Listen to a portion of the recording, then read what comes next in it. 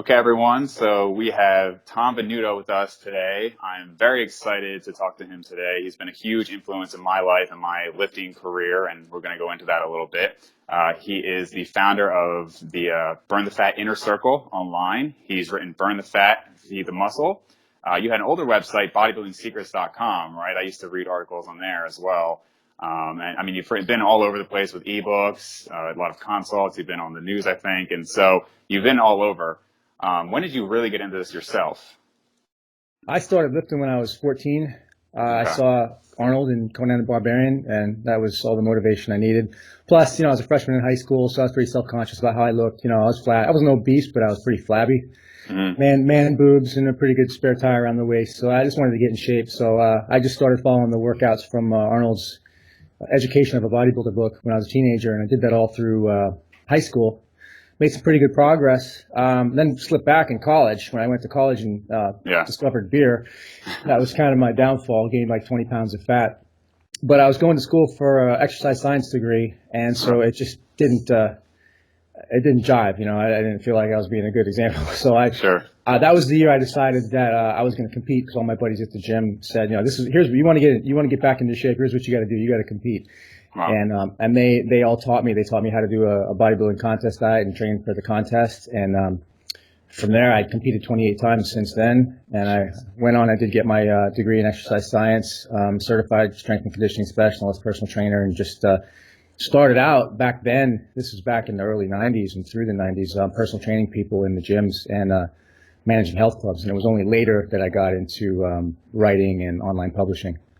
Right. And that's what I think a lot of people might not be completely aware of, because you're so known for the burn the fat, feed the muscle, and, fat loss is your main thing. But you have this huge career in bodybuilding and, muscle growth and this big background that I think a lot of people aren't completely aware of. Yeah, well, that was a long time ago. That was a whole almost a bygone era, the late 80s and 90s, and things have come a long way since then. But on the other hand, there was a lot of things that were really cool about, back in those times. And I was really glad that they had natural organizations, for example. I mean, the natural, I'm not even sure when the drug tested competition started. There might have been one in the late 70s, but really it was in the 80s, I think, that it started to catch on. And then by the 90s, there was all kinds of organizations. Some of them aren't even around anymore. But, if we decided not to use anything, we had an opportunity to have a level playing field and go into competitions that were tested. And so most of the competitions I did were drug-tested organizations, and I jumped into a few NPC shows as well just to see what would happen. Awesome. And what weight did you compete at, roughly? I'm sure it changed over the years. When I started, I was a lightweight. I was fat in college, and so I was over 200 pounds. And in the year after that, I dropped off the 20 pounds of excess fat I had put on in college, and then I kept going and cut further. I ended up being a lightweight after a year. I was 154 pounds in my first show. It was the Natural New Jersey that was down in Wildwood. And, oh, wow. Okay, that was a blast. And then by the next year, I gotten up to 167. So I was a middleweight then, and then at my peak, I was right at the top of the middleweights. About 175, 176 was the heaviest I ever competed. And that's around like 5'10" or so? 5'8". 5'8". Okay, so yeah, that's pretty stacked then. I guess. Yeah. So I got into it pretty much around the same time as you. You said 14, and 14 is when I started reading your material. So I mean, that was well before YouTube Fitness and Instagram and all that stuff was big at all. That was the days of like the ebooks were really popular and the forums. And so I think I first saw you in Mark David's ebook. He had mentioned you, and there was a book where they had month-long programs, and you wrote Tom Venuto's Growth Spurt. I don't know if you remember the details of that, but it was a while back, and I read it, and I didn't have a car or anything because I was 14, so I would go at 5 a.m. with my dad, and these workouts would just kill me. And just as an example, for the leg workouts, you would have 2 sets of breathing squats, so take a 10 to 12 rep max, and then just somehow get 20 reps and just feel like you're going to die. Then numerous supersets of leg extension with a leg press, hack squat with a lunge, and then that was just quads, and then you kill yourself again with hams, and then calves. And I mean, there were several times I had trainers coming up to me asking me if I was okay because it was just killing me. But I loved it, and I was gaining a ton. It was awesome. So that was a while back. Now things are obviously very different. And I wanted to ask you your opinion of how things have changed, if you think it's good change or bad change, the way social media has progressed with this compared to maybe the old school with magazines or even the forum days. Well, I think we can all argue it goes both ways. It's a double-edged sword. With social media, especially. Well, I mean, let's focus on the positive. I mean, look at how the evidence-based area of fitness has grown. It's just been incredible, and it's grown exponentially in the last just 5, 6, 8 years. Right. We've got people putting out outstanding research reviews, which for the really serious athlete might get into it, but for fitness professionals, it's such a great resource. For example, just to give a shout out to a couple of people, James Krieger's research review is excellent, and Greg Nichols has got one that's only been out for 2 years, and that one's just the mass outstanding. one. And Eric Helms is involved with that too. They're just putting out some great information, and it's a really great educational resource. I mean, fitness pros who want to stay on top of the research, but they just don't have time to read all the individual studies. I mean, who does really? I mean, that's a full-time job. It's more than a full-time. It's a full-time job for a whole team of people to try to stay on top of that stuff. So it's a good way to stay up to date. And that kind of information really was not available years ago. In fact, there wasn't even as much of an emphasis on not even just science, but critical thinking. I mean, going along with all of this evidence-based study is your thought process and how to think about things, because there's so much noise out there. It's so hard. I mean, that's one of the downsides now in the digital age and the internet age and all of this social media. There's so much information coming at us.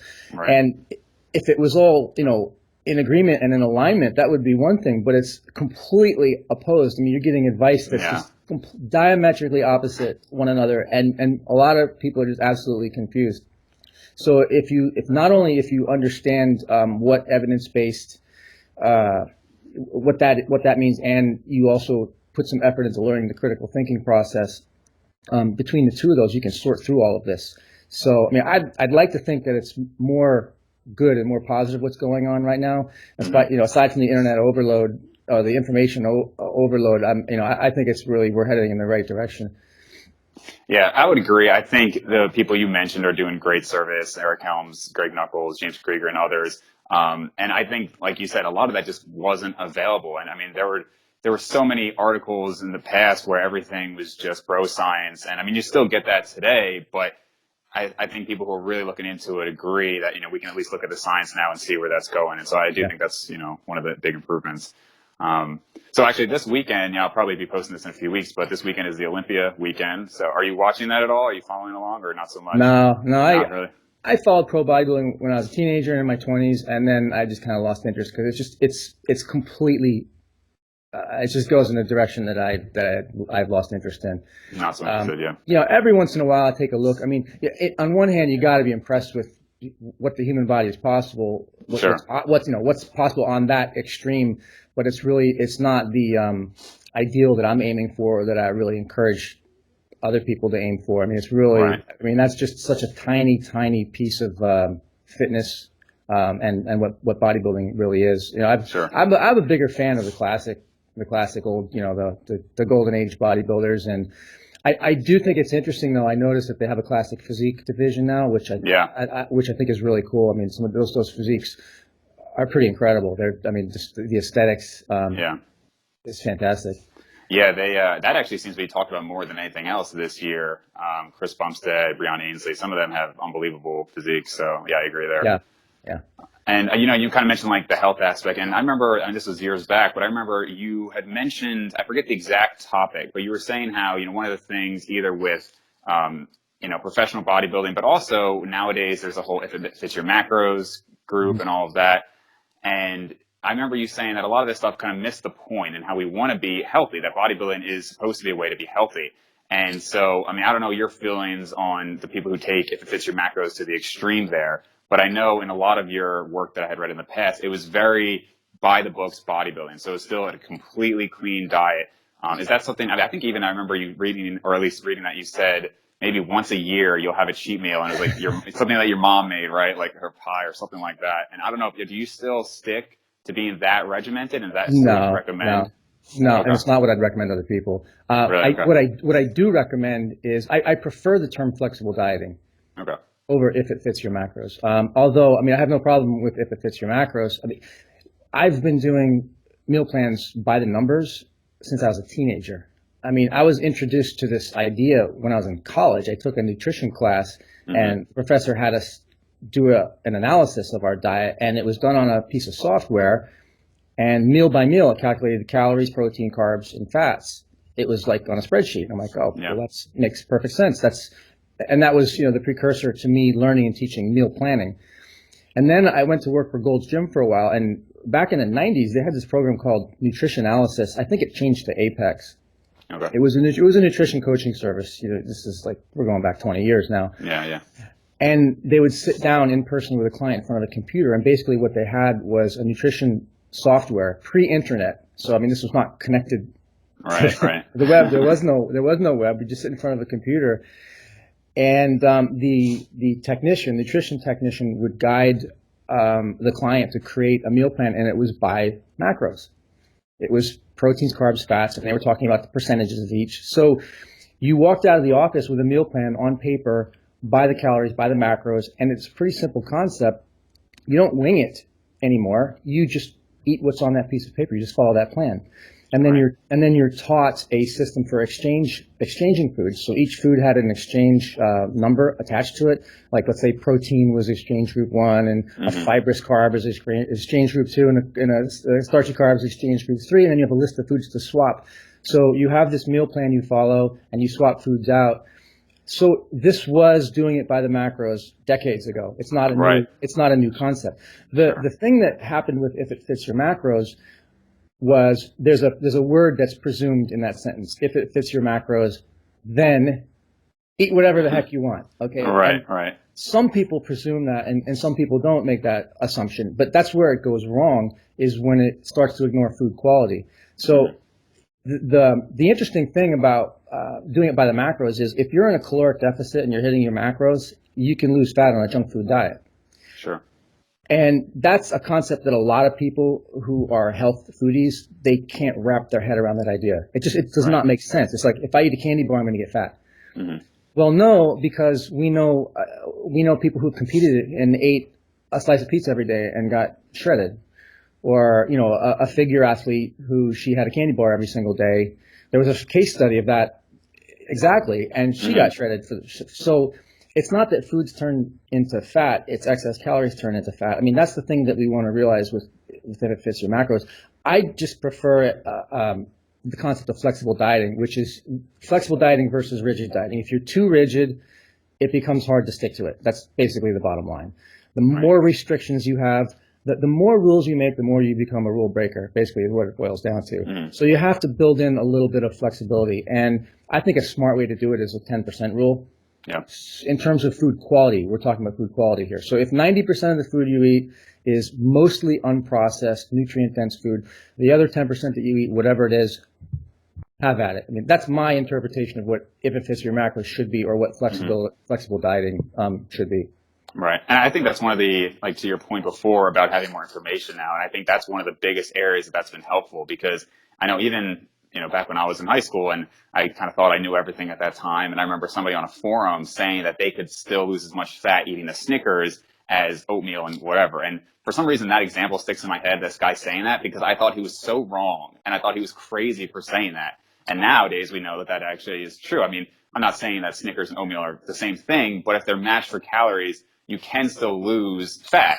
And I also think it's good nowadays because there isn't so much obsession with having everything perfect, because it can, drive your life. I mean, when I was having 6 or 7 meals, not only the same macros, but literally the exact same meals 6 times a day for a year on end. And you just think, this is what I have to have. And so now, just understanding, like you said, flexible dieting is probably the perfect term, because you realize, okay, maybe I can't have this, but I can have something like this somewhere else, and it more or less is going to result in the same end result. So I think that's a big thing. Another thing I read from you was when you had first talked about getting into contest condition, and you talked about the double sessions of cardio. And I remember you said you'd get up and you'd do cardio, and I think you'd work out and then maybe do another night session of cardio, something along those lines. And you were getting up to, I think, close to 2 hours of cardio a day, if I'm remembering correctly. Is that something you still recommend, or are you kind of cut back on that now? Because I don't see as many people recommend really high amounts of cardio now compared to maybe 10 to 15 years ago. Well, I did do that 15, 20 years ago at some competitions, and it worked well, but I would prefer not to, and it's not something that I would generally recommend now. No? Okay. I'm not against cardio and dialing up the cardio. I know some people are. There's people who will quote all the literature on concurrent training and how when you're doing weight training and cardio training at the same time in the same program, as there comes a point when you crank up the cardio high enough, it starts to interfere. It interferes with power first, and it interferes with strength, and then it can interfere with your muscle mass. But with moderate amounts of cardio, that's not a concern whatsoever. So Right. I do believe that almost everybody, should include cardio in their program. And what I see cardio as, it's a variable. The weight training is fixed. I mean, let's say you're training five times a week, and it's an hour per session. I mean, you're going to keep doing that program. Within that workout, you may be cranking up the intensity, and you're going to be using progressive overload. But the cardio doesn't necessarily start and finish at the same volume. So my recommendation is start with as little as you can get away with, which might be a moderate amount, say 3 days a week when you're starting out a cut, and it might be only 30 minutes. And then monitor your results. Use nutrition primarily as your number one tool for cutting fat, and make adjustments to your nutrition. Pull your calories down, pull your carbs down, whatever you're going to do as your first order of priority.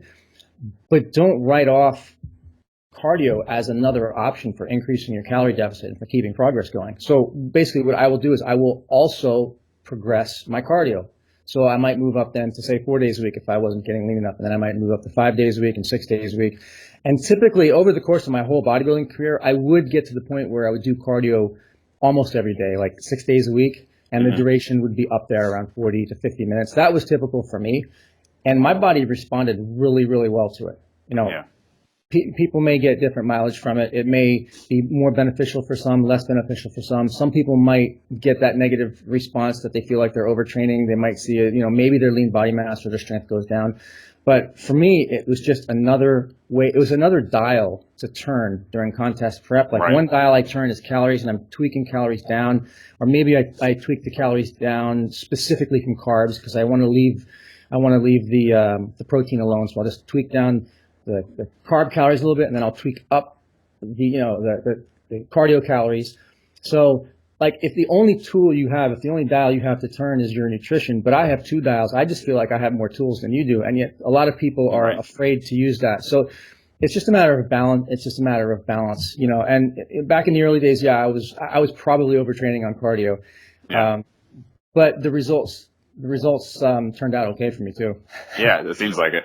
And yeah, you still see the extremes there too. You have a lot of people now, it's like they almost brag about not doing cardio. Exactly. And I've as seen if that. like, why not just do some? I mean, first of all, it's healthy, but secondly, like you said, there's that other thing that you're able to adjust. But then of course you don't want to go too crazy with it. I know, back at the most intense I was going was I would wake up and I'd do an hour of cardio. And of course I was jogging, so it was high impact cardio. And then after school, I'd have an hour or two long practice. And then I would work out, and doing that every day, I was burnt out. I was just dead after a couple of weeks. So something like to that extreme. That's another good point. The type of cardio is a major influence. There's been some of those research studies on concurrent training have looked at the specific type of cardio, and running, they found out of all the types of cardio, running is the most difficult to recover from. It just demands more from the recovery capacity, and it's because of those eccentric muscle contractions because of the impact. So when they compared it to cycling was the least likely to cause any muscle loss or to cause an interference effect.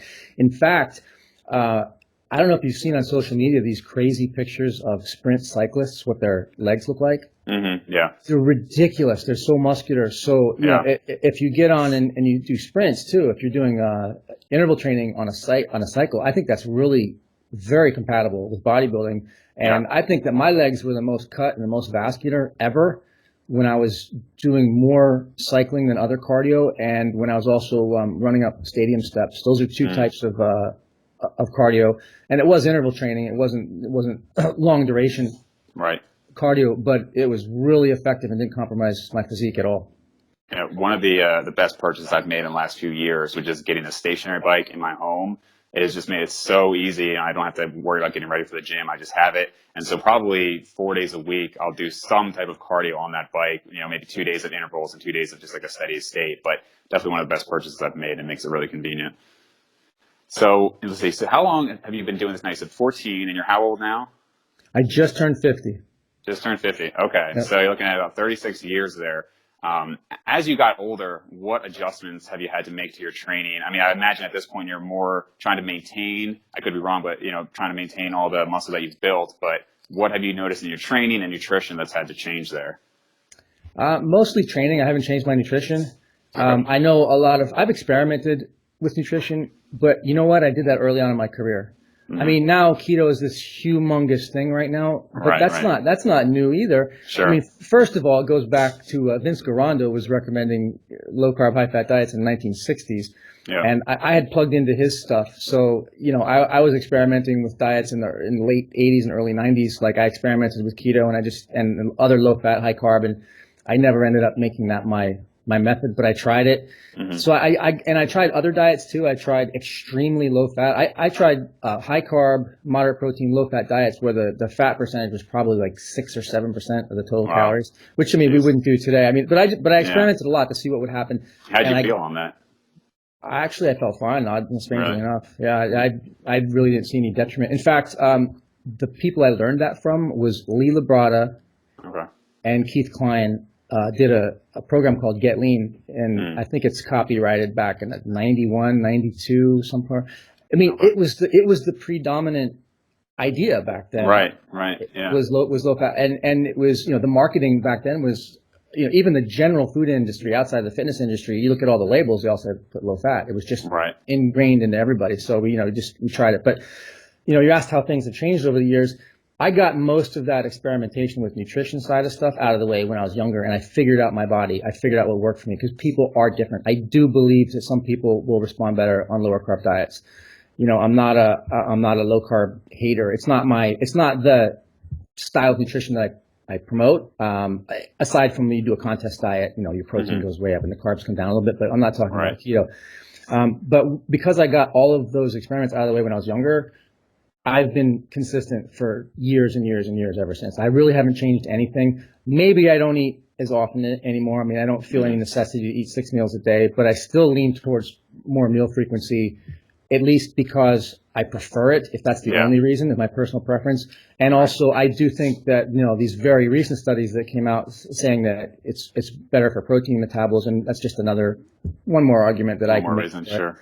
So I haven't really changed. I haven't changed my nutrition in all these years. It's steady. I haven't felt the need to there's this new trend. I'm going to try this and just see what happens. Right. Try this, and I don't hop on bandwagons myself, and I don't want to encourage other people to do the same, except to the degree that they should experiment a little bit in their early stages to learn just the way that I did. So nutrition hasn't changed. It's the training that has had to change a little bit.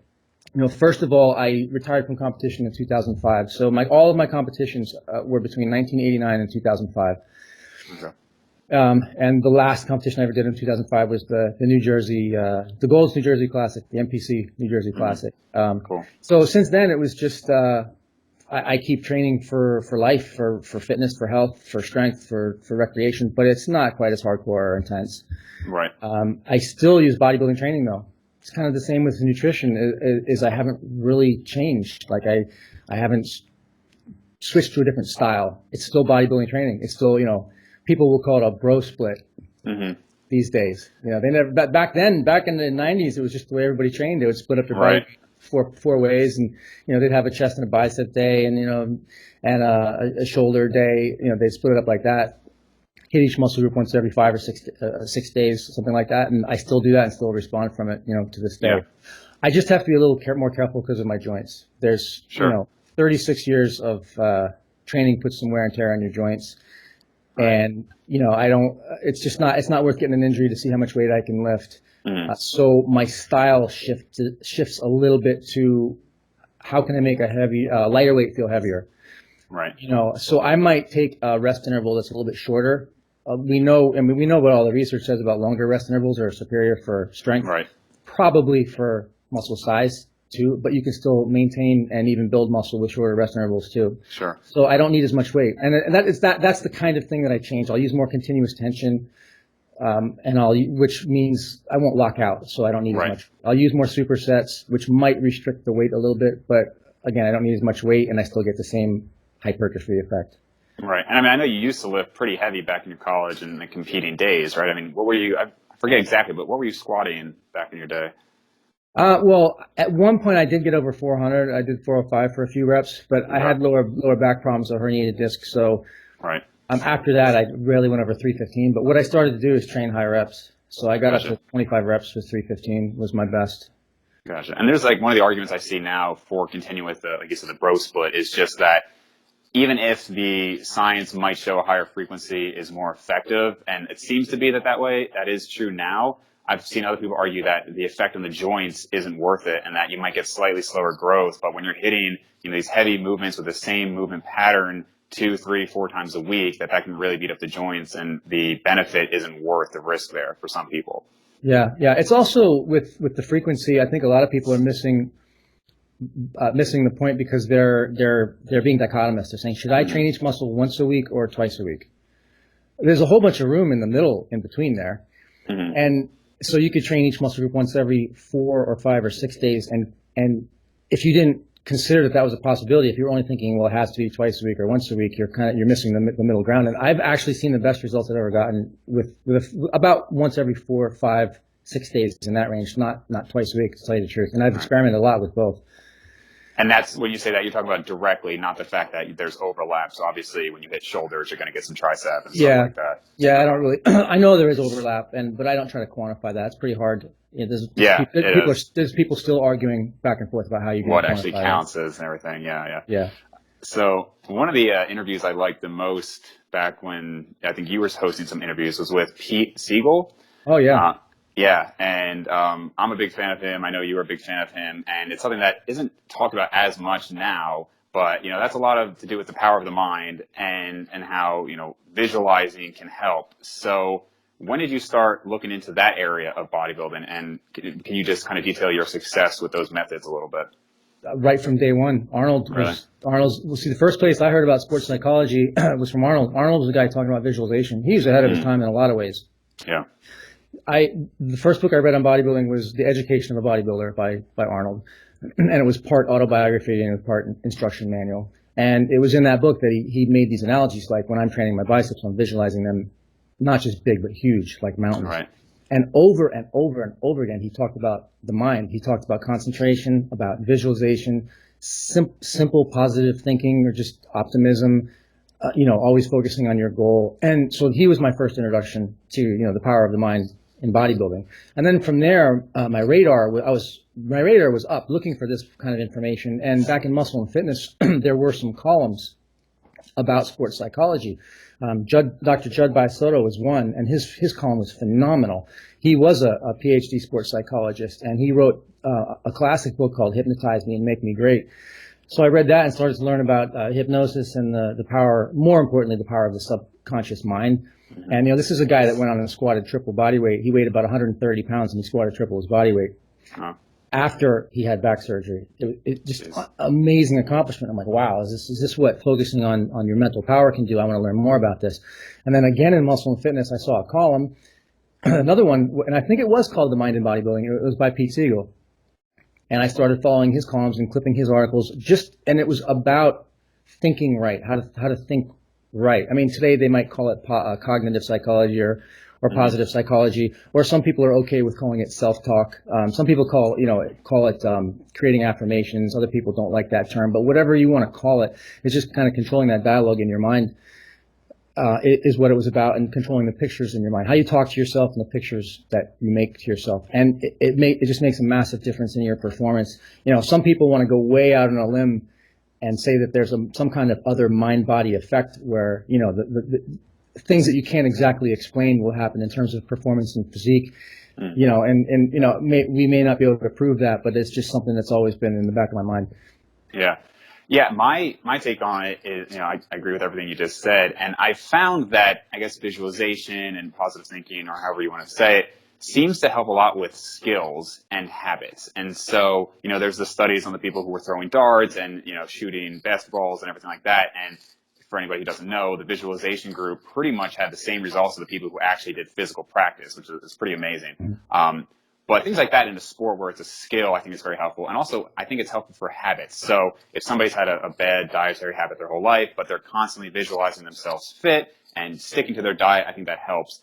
For me personally, I'd be interested to hear what you think about this. I would imagine it has less of an effect on actual, hypertrophy or actual fat loss. It's certainly not going to change the thermodynamics. So if somebody's already got, for me, I noticed it helped when I was working on different sports skills. But there was a period of time where I did try it for a whole summer. And I wouldn't say I got any stronger because I was already 100% consistent with everything I was doing. So I don't know if it was able to, change physical processes like that, but I don't know what you think about that. Well, probably not. And if it does, there's probably no way we can prove it. But I think what we might be able to, if we can't prove it, we can either argue it out logically, is that if there's a part of our mind called the subconscious, and basically that's where all of our habits are, all of our automatic behavior. Basically, if subconscious mind controls automatic behavior, and if we agree that, say, 99% of everything we do is automatic. We don't even realize how much of everything we do is automatic. Like everything is habit. Everything. We don't realize it because we're thinking all day long. Right. And sometimes we don't realize that a conscious thought bubbles up from our subconscious into our conscious awareness. And that's why we realize it. But sometimes we think we're controlling our behavior consciously, but actually it's all autopilot. Mm-hmm. So I think what happens with all of this, I like to call it mental training work that we do. What happens is I believe we can program or influence our subconscious mind and then change automatic behaviors. Now, we know in a lot of ways how automatic behaviors influence the results we get. Like, here's a good example, is non-exercise activity thermogenesis is NEAT. Mm-hmm. Yep. Okay, it's pretty fascinating when you look at the studies on NEAT. Like, basically, it actually explains the whole concept of the so-called ectomorph and endomorph body type. All right. Like, the skinny guy, what everybody usually thinks is, skinny guy was born with a super hyper metabolism. Blessed guy's never going to get fat. He automatically burns everything off. But the truth is, this guy is hyperactive and like right down to the point of fidgeting. Just can't sit still, and it happens all day long, and you burn an extraordinary amount of calories doing that. So, I mean, that's just one little example of how a lot of behavior is below our level of conscious awareness, and I think it extends out to a much, much wider degree than most people think. I mean, we make all these decisions every day. I think it was Brian Wansink, the guy who wrote Mindless Eating, who said we make something like 200 plus food decisions every day. Wow.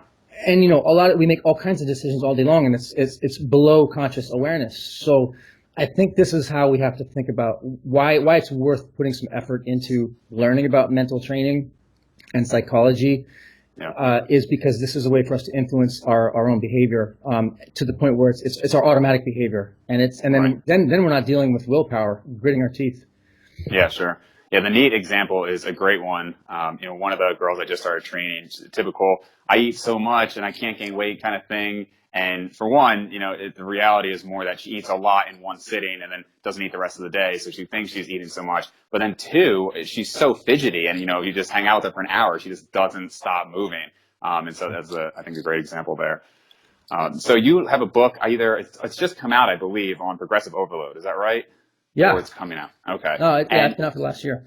Okay. And, that's obviously one of the main drivers we talk about for muscle growth. And a lot of people, they think of progressive overload as you add weight to the bar and that's it. So aside from that, how much additional growth, because I think we'd all agree, if somebody takes their bench press from 135 for 10 to 285 for 10, their chest is going to be a lot bigger. But aside from just adding weight, how much more growth do you think we can see from other methods? And what are some of those methods you look into? Well, the huge one now, it's just been absolutely huge the last 5, 6, 7 years in the literature is volume. Mm-hmm. Everybody's talking about volume. Yep. And you know what? They weren't talking about it back in the 90s. I mean, progressive overload was the double overload system right out of Weider's book. It's you add a rep. So let's suppose you choose a rep range 8 to 12 and you're starting with 100 pounds. Your first workout is 3 sets of 8 reps with 100 pounds. And because your goal might be to add weight and go to 105 or 110 pounds, but you're not quite ready to do that yet, you do it in progressive steps. So first you build up the first level of progression is your reps. So then you go to 9 reps with the same weight, the same 100 pounds, and then 10 reps, and then 11 reps, and then 12 reps. So now you've hit the upper rep bracket number, 12 reps with 100 pounds. You've made progression. You have increased your volume. Then you increase the weight and drop the reps back down and repeat. Mm-hmm. So that's basic double progressive overload. But what a lot of people overlook is volume. Whereas there's other ways to increase, there's other ways to overload, and one of them is very, very simply is add exercises or add sets. Right. And there's limitations to increasing weight. That's one of the problems people have wrapping their head around is I can't keep increasing the weight. I get stuck. I keep hitting plateaus, and that's just it's part of training. It's normal that you go up and up and up in your weight, then you hit a plateau. But when you hit that plateau, you can't increase more weight. You can still add more volume other ways. You could add one more set. So you were doing 3 sets, now you go to 4 sets. If you were on more of this kind of happens naturally for beginners because usually they start with less exercises. Right.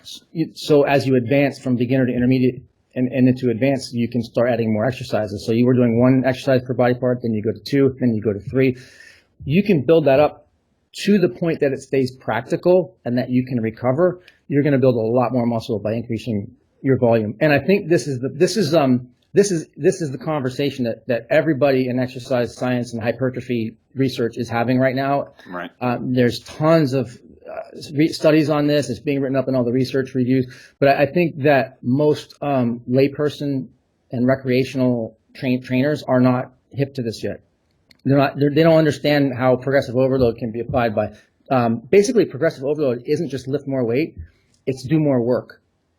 That's the thing to remember. So you can do more work by adding more reps. You can do more work by adding more weight. You can do more work by adding more volume. And there's neat little tricky ways that you can do it too. Like there was a recent study on drop sets that found that drop sets are effective, and it's something that bodybuilders have always believed. But what they concluded was the time efficiency aspect of it. It's a time efficient way to get more volume in. So people say, I can't just keep adding more sets and more sets and more sets. But if you add a triple drop set at the end of your workout, you've essentially added 3 more sets, and it hardly took you any extra time at all. And if you calculate the volume load on that, it's a pretty dramatic bump up in your volume. So it's going to have a pretty substantial effect on your muscle growth then. Basically, there's a good relationship between volume and muscle growth. Yeah, I believe that study was showing 3 drop sets versus 3 sets, and the actual hypertrophy was pretty similar between them. And obviously, the drop sets went a lot faster. So, yeah. And I mean, that ties in with the other book you have with it's mostly around supersets, right? Supersets and time efficiency. So, kind of similar principles there. How are the 2 books different? Yeah, well, last year there are ebooks that are available from our Burn the Fat Inner Circle website. And the first one, Progressive Overload, it's just called the Ultimate Progressive Overload Manual. It focuses completely on all the methods of overload. I mean, there's 6 or 7 or maybe even 8 different methods. It's not just adding more weight. Right. The other book is called TNB Turbo. It's the New Body Turbo. It's a training system. It's a training program. It's not the overload is basically talking about the principle. It's not a workout program. TNB Turbo is a superset training system. And supersets is such a phenomenal technique, and it's been used in bodybuilding for going back, decades. And there's all kinds of different supersets, and a lot of people don't realize differences between them. But essentially, it's 2 exercises back-to-back exercises in pairs in a row with no rest in between, and then you take a rest interval after the 2 exercises. So the benefit is, it's talking about volume and time efficiency. You can cram more work into the same time. Sometimes you can even cram more work into less time. Mm-hmm. There's a lot of debate about what's the best kind of superset, and it's become really pretty clear that the antagonist superset is one of the most effective ways you can do it. And an antagonist is when we're training the muscles on the opposite side of a joint. Like a good example is a bench press and a bent over row. Mm-hmm. So it's opposite muscles, chest and back. It's all opposite movement patterns, push and a pull movement pattern. And there's something special about antagonist supersets that they found is that working the agonist, the first muscle, and then going to work in the antagonist makes the antagonist performance better, which is totally counterintuitive because you think, well, I'm fatigued, so I'm going to be tired after doing that first set. So I go and do the second exercise. I'm not going to perform as well, and that's not what happens. So there is actually some kind of additive benefit on top of time efficiency that you can actually get a better workout when you do antagonist supersets. I think a simple way, a great way that anybody can do it is their arm work, because I know there's people that actually don't even do direct arm work. Yeah. They figure, I did the rows, I did the chin-ups, my biceps are covered, and I did the pushing exercises, and if you have great arm genetics and your arms are fantastic and you don't train them directly, great. But I don't think most people are like that. And people doing time efficiency training, they sometimes figure, I don't have time for the little muscle groups. It's not all that, there's less bang for your buck, but supersetting is the answer. You can superset bis and tris and take short rest interval after the second exercise and be done in just minutes. And the difference in your arms would be amazing. So that's what this whole program is about. It's about superset training, mostly antagonist supersets, but I also teach all of the other different kind of supersets. There's the same muscle group superset. There's staggered supersets where you might say throw a set of calves in between any random muscle group just to get your calves training done out of the way. There's compound supersets, which will turn the workout very metabolic. So if you want to get an enhanced fat burning effect, you can just choose mostly compound exercises, and the list goes on. And it's all very, very well researched now. I read 30 different studies in putting this together. There's at least 30 studies on different types of supersets out there now. Yeah, and I think that's a big thing because at least for me, when I was getting into this, I just thought superset was the same muscle group. So, you do a row and a lat pull down or something like that with no rest in between. And that's what a superset was. But like you said, those antagonizing supersets are great.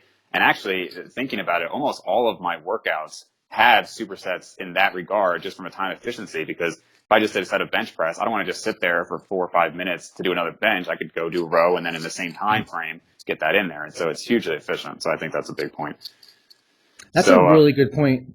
For a lot of your busy people, average trainees, is just in terms of not just time efficiency, but preference, training preference. I have met a lot of people who just, they cannot stand sitting around in between sets. They feel like it's more than they feel like they're wasting time. They just dislike it. They feel like they should be doing something and they have the energy to do it. So they actually prefer the training style. And if they prefer the style of training that they're using, they're going to stick to the program better. I mean, because it's all about adherence. It's all about can you stick with it. And if you're on a program you don't enjoy, I mean, hey, it's great if you want to sit around and rest 3 minutes between sets so you get maximum strength. That's one thing, but there's a good reason you might not recommend that to everybody. It's because people don't like it. They just don't like it. Right. Yeah. And if you're talking about a reasonable amount of volume for 2 or more muscle groups, I mean, that could be a very long workout if you're waiting 4 or 5 minutes between every single set. It just kind of drags along. So last question here is, I like to kind of end it with, what is your actionable step? And so for everybody listening to this who has these goals, fat loss or muscle growth, it's kind of a generic question, but what is your next actionable step to take from what we've talked about today? I think I'm a huge fan of having a plan and having it in writing. And so I'm kind of going to circle back to what I talked about in the beginning is the meal plan method is actually planning in advance what you're going to eat each day and putting it on paper. And then you don't go into your day wondering what you're going to eat. It's already done. In fact, you don't even technically have to count calories. If you already created your meal plan in advance, you just follow what's on the piece of paper. So, I mean, that's half of your plan. The other half of your plan is your training plan. So you don't walk into the gym and just wing it. You have your whole workout routine on paper, exercises, sets, reps, your rest intervals, or whether it's supersets, and beyond that, you have it transferred into a schedule. So it's literally in your weekly calendar.